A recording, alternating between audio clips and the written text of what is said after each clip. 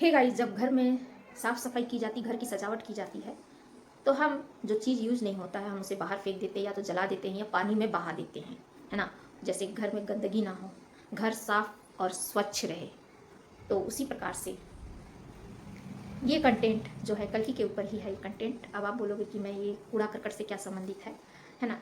कहने का मतलब है जो चीज़ उपयोग में रहते हैं हम उसे घर में रखते हैं, जो चीज़ उपयोग में नहीं रहती उसे हम जला देते हैं, फेंक देते हैं या किसी को दान दे देते हैं। तो hey guys, come to my channel. मैं कला यूट्यूब चैनल पर आप सभी का स्वागत करती हूँ। वीडियो देखने से पहले वीडियो को लाइक कीजिएगा, चैनल को सब्सक्राइब करके बेल आइकन को प्रेस कर दीजिए ताकि मेरी नेक्स्ट वीडियो की नोटिफिकेशन आप तक पहुंच पाए। तो वीडियो में कंटिन्यू बने रहिएगा। तो गाइस, कहने का मतलब ये है कि जैसे कि हम देखते हैं कि हम घर को ज़्यादा सजावट उजावट में करते हैं तो कोई ऐसी चीज़ रहती है जो हमें पसंद नहीं रहती है, जो हमारे लिए वो खतरनाक हो जाती है, चाहे धूल मिट्टी जम करके जो बीमारी की एक समस्या या जगह रोक देने वाली ऐसी कुछ वस्तुएं रहती है जो हमें उसे फेंकना ही ज़्यादा बेहतर समझते हैं, या फिर हम जला देते हैं कचरा उचरा के साथ कुछ भी।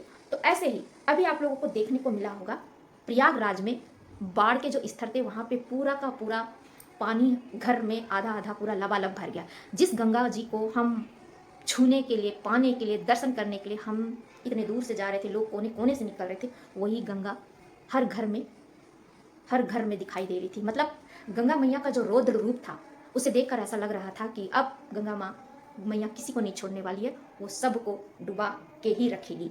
तो ये एक जो शक्तियाँ थी, है ना, जो शक्ति थी, जैसे रुद्र रूप अपना गुस्सा व्यक्त कर रही, ठीक उसी तरीके से अब हम यहाँ पर देखने को मिल रहा होगा कि माँ वैष्णो देवी में अभी जो घटनाएं हो रही है, 34-35 लोग वहाँ पर दब के मर गए जो चट्टान से। अभी हाल ही में वैष्णो माता देवी के मंदिर में जो घटनाएं हुई हैं जिसमें 34-35 लोग दब के मर गए, ये तो कहने की बात है कि 34-35, आपको पता होगा कि वैष्णो देवी मंदिर में कितनी भीड़ रहती है ना, और वहाँ कितने लोग दब के मरे हैं, कितने लोग लापता हुए हैं, इसका कोई गिनती नहीं हो सकता। लेकिन बताने के लिए ये आंकड़ा ये है कि 34-35 लोग दब के। वहाँ भी जिस तरीके से पहाड़ दरक करके चट्टान पत्थर जो टूट कर नीचे आ रहे हैं, वो भी एक खतरनाक जो मंजर है। मतलब देवी माँ भी वहाँ अपना रौद्र रूप दिखा रही है, कलयुग में रौद्र रूप दिखा रही है। ऐसा क्या हो गया है, जैसे कि लग रहा है कि सारे देवी देवता अब एक हो गए हैं, है ना। अभी प्रयागराज में इतना बड़ा जो मेला लगा था, कितने करोड़ लोग कोने कोने से आए थे, और जाहिर सी बात है जो पैसा होगा वही लोग आएंगे। गरीब दुखी के तो जो सामने के हैं वो दर्शन कर सकते हैं, लेकिन जो गरीब दुखी है वो तो उससे दूर ही है ना।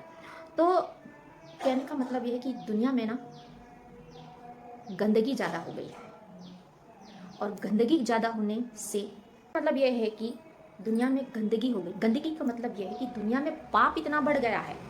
पाप जिस तरीके से, जिस लेवल से बढ़ रहा है ना, जिस लेवल से बढ़ रहा है, जैसे लग रहा है कल्कि को हेल्प करने के लिए सारे देवी देवताएं आगे आ चुके हैं। सबने अपना अपना स्थान संभाल लिया है ना।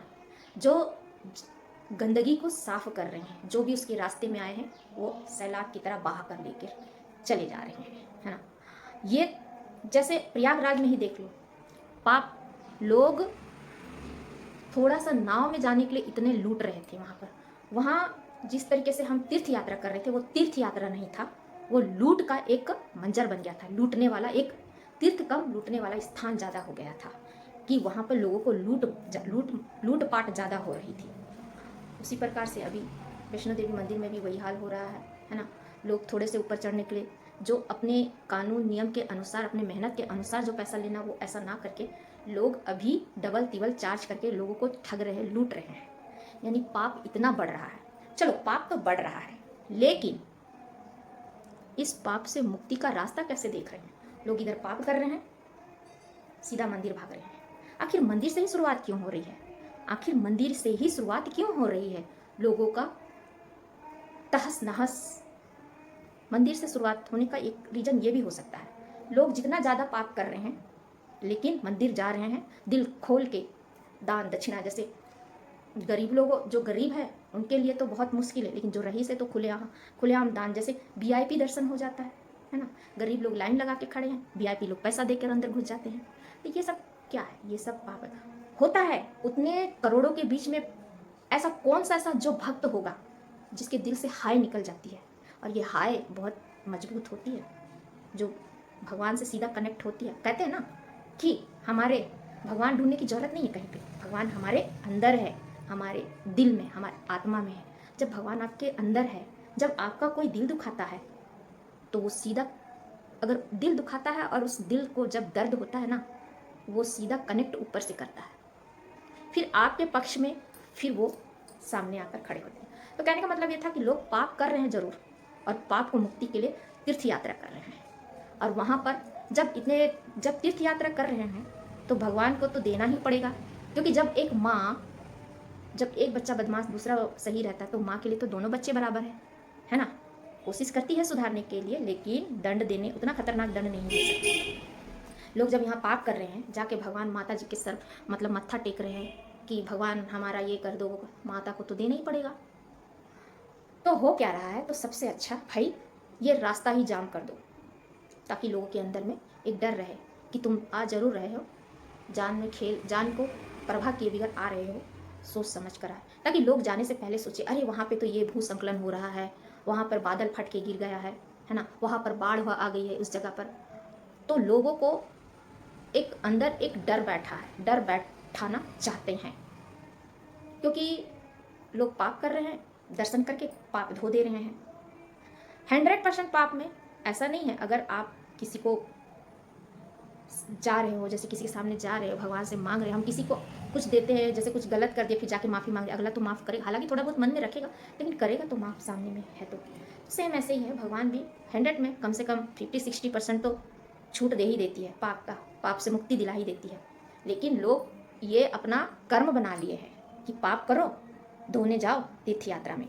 तो अभी इसी प्रकार से यही सब हो रहा है कि यही अब यहाँ कल की अंत करने में लगे हैं, लोग पाप कर रहे हैं, पाप धोने जा रहे हैं, तो कहाँ से होगा। इसीलिए सभी भगवान, तीर्थ यात्रा, जो देवी देवता है, ये सब भी अब भगवान के सपोर्ट में खड़े हो गए हैं।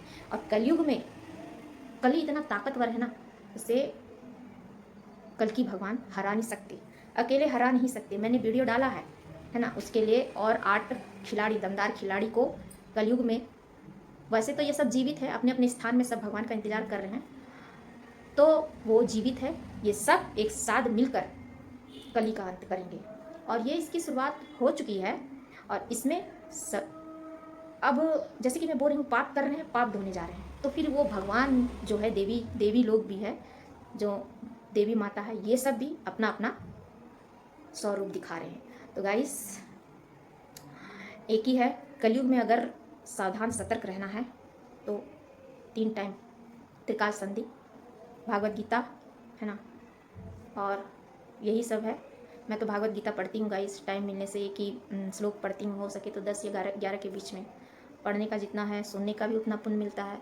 मेरी वीडियो खास इसी में था कि प्रयागराज और ये जो अभी हो रही है घटनाएं विष्णु देवी में, ये एक चेतावनी है, ये एक संकेत है ना, कि अब सुधर जाओ, पाप कर करके मेरे पास मत आओ। इधर पाप कर रहे, उधर भगवान से और चेक लेने जा रहे हैं, भगवान से चेक भंजाने जा रहे हैं कि आज भगवान से ये मांगना है, वो मांगना है, ये करना है, वो करना है, और माता रानी जो है तो देगी। अब उधर तीर्थ स्थान में गंगा डुबकी लगाना, पाप धोना है, तो करेंगे ही करेंगे। तो यही सब है, ना रहेगा बांस ना बजेगी बांसुरी, यही वाला खेल हो गया है। लोगों के अंदर डर बैठना जरूरी है कि तुम आ रहे तो सोच समझ कर आओ, कि अब तीर्थ स्थान में, मंदिरों में कुछ भी हो सकता है ना। और तो गाइस वीडियो पसंद आए तो वीडियो को लाइक कीजिएगा, चैनल को सब्सक्राइब जरूर कीजिएगा, ठीक है, धन्यवाद।